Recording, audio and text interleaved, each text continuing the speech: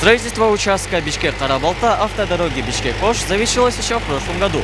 Ее протяженность составляет 53 километра. Основные работы уже почти закончены. На данный момент подрядчиком ведется ремонт дефектных участков дороги, а также установка вот таких вот разделительных заборов.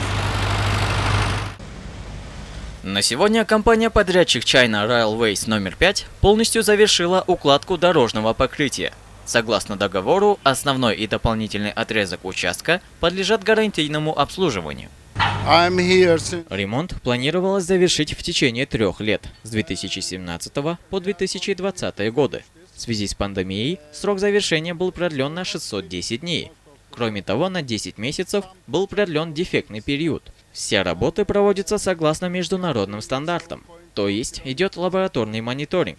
Соответственно, у нас нет никаких сомнений по поводу качества трассы. Реконструируемый участок Бишкек-Карабалта проходит через густонаселенные районы Чуйской области. Здесь интенсивность движения достигает 40 тысяч автомашин в день. При ремонте учитывались и условия для местных жителей.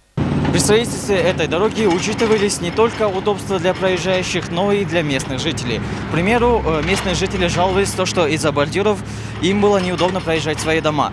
Они были убраны и, как вы можете видеть, сейчас заполняются и проводятся отделочные работы.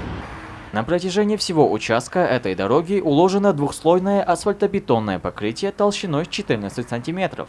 Заместитель главы военно-антоновского АИЛ Укмыту Чуйской области отмечает, что местные жители довольны новой дорогой. Насчет дороги, вот если сказать, очень благоустройство у нас, инфраструктура в нашем селе и в дальнейшем, где прошли эту дорогу, она, сами видите, вот отрадно сделана качественная, добросовестная дорога.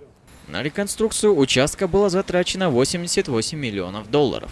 Донором проекта стал Азиатский банк развития. Благодаря улучшению дороги, которая связывает столицу и город Карабалта, сократятся затраты и время проезда. Это облегчит региональную торговлю и улучшит доступ местных жителей к рынкам, медицинским и образовательным учреждениям.